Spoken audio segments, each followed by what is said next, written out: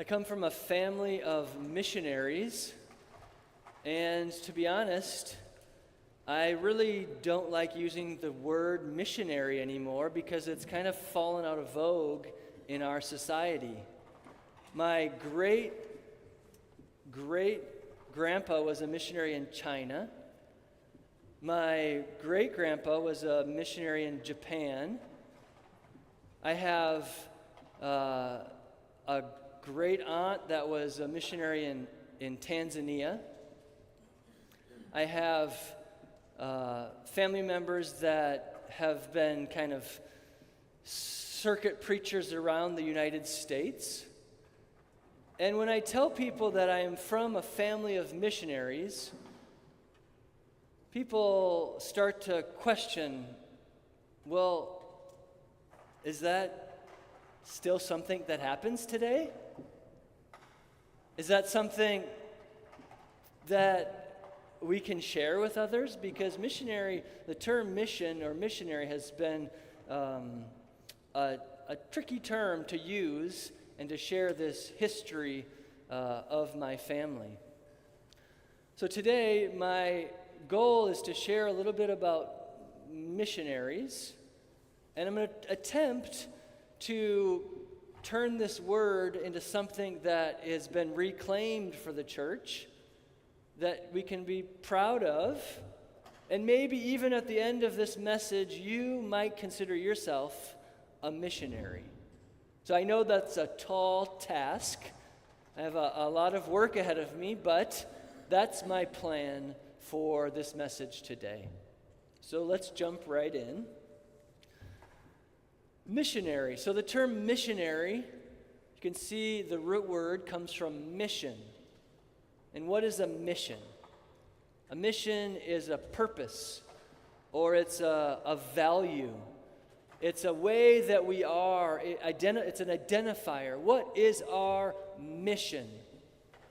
So I like to create interactive sermons, and Ben Millard is going to help me out. He's going to just go around if there's anyone that has an idea to share. And this first question is for you, and it starts like this.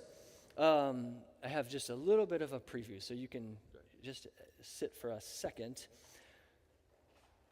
If you were to be sent out into Richfield, and you were going to be there for 1 year, and you could do anything in that 1 year, but your goal was to go out into the community and have a mission, have a purpose, have a reason for existence, what would you do individually? If you were to leave and go out and work for 1 year in the Richfield community, what's something that you would see needs to be done? Something that you would want to have happen? Something that would be inspiring to you? Where would you go? What would you do? Now think about it for a moment.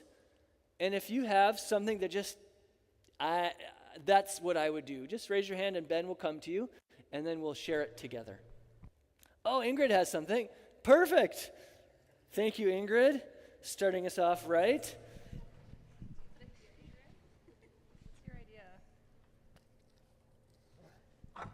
your idea. She shies. Oh, that was perfect. She said it in her heart. I love people that... I heard it. It works.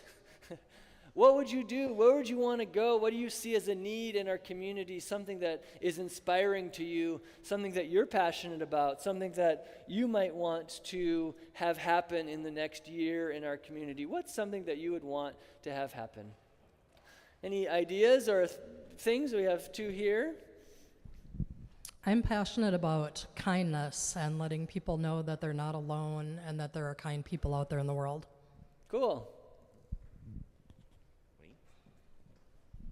I'd like to connect older people who are staying inside mostly with younger people who can come and visit them. Really nice. Any other ideas or things that you would do out and you see a need as you're driving around, you think, oh, that's a need that I know exists, and I would want to help out with that?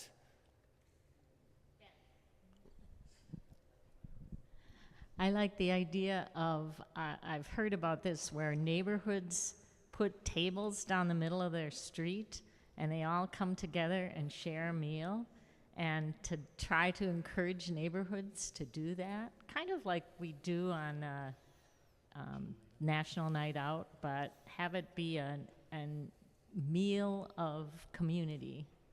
That's so great. A need. So think about it. This is an open question, and you don't have to, the conversation doesn't have to end here. Thank you, Ben. I'll take the microphone. Wonderful job. So, great ideas out into the community of Richfield. There are needs that need to be met. And notice that it wasn't said is that we would stay here in this space and let people come to us. I mean, that's a big difference of a church which God doesn't need worshipers. God needs people to go out and to meet the needs of the community. God needs missionaries that go out on a mission to help the community in some way or another. So notice that distinction is that God is sending us out to do something today. Now the second thing I want to do is that's all individual, but we are a church. We are a community. If you were to use the same question instead of your own individual interests, what do you think we should do as a church out in the community? What are the needs that the church could help with? What are things that we as an organization of Woodlake Lutheran Church could fill a need in the community? And you're going to do this together because we can't solve big problems by ourselves. So if you could find a group of 3 people, introduce yourself to them, and share what's something that you want to see our church moving out from this space doing in Richfield to meet a need that is there or present in our community. And we're going to take 2 minutes. And the same exercise as we'll just hear if someone wants to share or ideas were shared, then we'll share some of those ideas. But take the next 2 minutes to share something that you see the church could do. You're going to have to get up for this, find a group of 3 people. You can join us, Ben.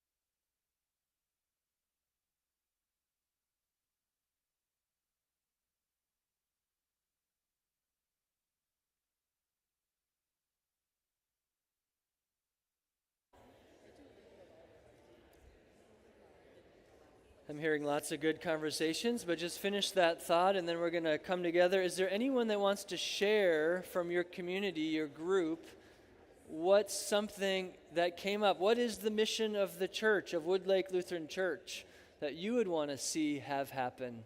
Any ideas that people thought, oh, we got to share that, that'd be great?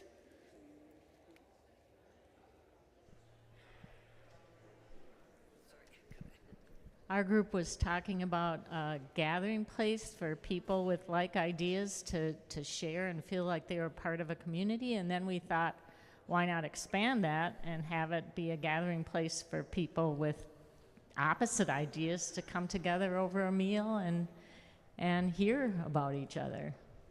That's really great.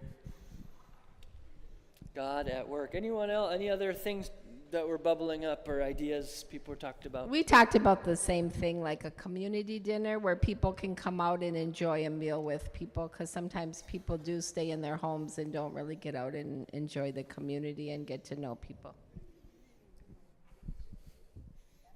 Any other things people are wanting to share? Hold on to that idea of community, being sent out to meet a need in the community. That is very important for us as a church. And we exist for a reason, and it's not just for our individual gratification or our individual needs, but it's for a particular mission. And today, Jesus, in our gospel reading from John, shares a mission statement of sorts. And John says this in verse 21, chapter 21, verse 15. Simon, son of John, do you love me more than these? He said to him, yes, Lord, you know that I love you. And in other words, Jesus said to him, if that's true, Simon Peter, then if you really love me, if you claim to have a deep faith in me, if you say that you are a follower of me, then feed my lambs. Oh, snap. Then Simon Peter says, okay, I can do that. I can feed your people. Jesus asks him a second time, and we hear this in succession, just in case Simon Peter wasn't listening the first time. And I love that Jesus asks again. We need reminders. We need to be asked. We need to be told. We need to be reminded, what is the mission of the church? What is Jesus' mission here in the world? Because we forget. We get off track. We get distracted. So Jesus is here and reminds us again in the next verse, verse 16. A second time Jesus said to him, Simon, son of John, do you love me? He said to him, yes, Lord, you know that I love you. And Jesus said to him, if that is true, then tend my sheep. Now, I find this all sounding really nice. I find this really easy to hear. Feed my sheep. Tend my sheep. But how are we doing? If we look at our church, how are people doing? If we look at our community, are people being fed? Are people hungry? Are people homeless? Are people needing things in our community that they don't have? Are people hurting? Look at our world. How are we doing as a church community to provide for what Jesus is telling us? Do you actually love me? Jesus says to us today. Then I command you to do these things. Feed my sheep. Tend my sheep. Watch over those people that are in need. Care for one another. And we look around and we see the world is really hurting. Every week we look around our community, across the globe, and we see people that are suffering, people that are hungry, people that are hurting, people that are angry, people that are really, really having a difficult time. So do you see the disconnect between what Jesus is telling us and what is actually happening in the world? Rather than worshipers, Jesus needs missionaries, people willing to go out into the community and to love God's people. One thing that was interesting to me about a family full of missionaries is that they came from all different professions. We had principals that started a school in China, nurses in Tanzania, doctors, doctors that were caring for patients. We had soldiers, cooks, musicians, and mechanics. God used all of these people in a way that they could have never expected. All they were willing to do is to say, I see a need out into the world, and I want to help solve that need. People are hungry. I love to cook, so I'm going to help. And God used that cook from my family, and they do amazing work and start sharing the love of God through food. Or I love the story of mechanics who go out and start helping people with needs that they have. Or dentists, or musicians, or you see this happen over and over again where people are using their skill sets, their professions, to love God's people. That's all that missionary work is. It's you have a mission. What are we centered around? Well, we're centered around loving God's people, caring for God's sheep, tending God's sheep. And then we go out and do that work. God used all people to accomplish this goal of tending God's sheep. And God needs that today in our community of Richfield. People are hurting, people are hungry, people are homeless. And God needs people to go out and to care for the world. Jesus said to Simon Peter a third time, Simon, son of John, do you love me? Now at this point, Peter's been asked twice, and it says he was hurt. Why would you ask me again? Why would you keep repeating this to me? I already told you that I loved you. I already told you that I follow you. I already told you that I'm a disciple. And Jesus asks him a third time, do you love me? And he said to him, Lord, you know everything. You know that I love you. Jesus said to him, feed my sheep. If the mission of God is to care for God's people, to forgive, to love, to feed, to clothe, to share God's grace, to share God's story that, yes, you are included in God's family. You have a place in God's world. God loves you. If that's the message that we're supposed to share out into the world, then that is what we need to be doing.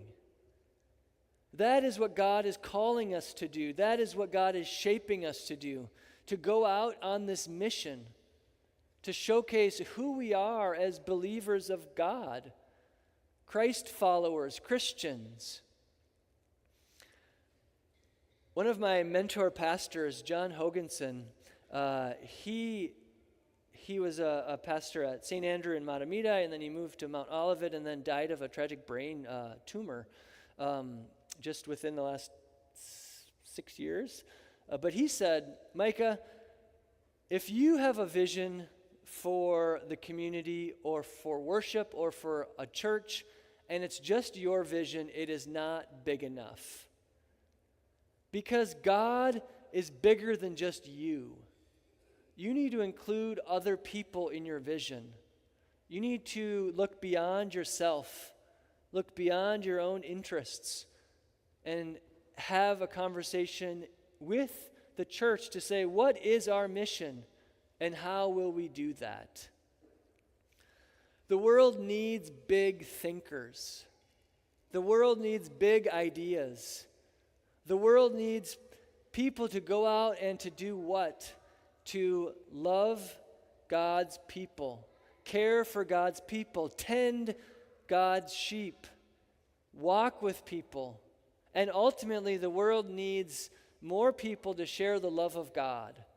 Because too many times, we heard that opening from Bishop Eaton, too many times people feel that they are not valued, that they don't have a place in God's kingdom, that they just don't matter. And today, we as a church must live into God's calling to say, you are loved by God. Because there's too much hurt and anger and pain and suffering in the world. And we can start living into this message of God calling us into this mission. So the question is, today, are you going to worship? Hopefully. We love worship, but also, could you see being a missionary in your family? Walking with someone who is in need. Could you see being a missionary in the community? Seeing a need and entering into that need. Are people hungry? How can you feed them through a community meal? Are people angry? How can we bring people together to lower the temperature of anger and to actually have conversations of meaning with one another? What could you see yourself doing as a missionary? I know today we have people that have traveled the globe, in my family and in your families, doing incredible work by doing this, tending God's family around the world. In many professions, in many ways. And finally, I know we're going to maybe have a vet, where's Megan, to care for God's animals too.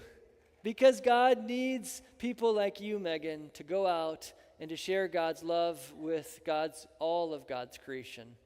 What a gift it is today. Thanks be to God. Amen.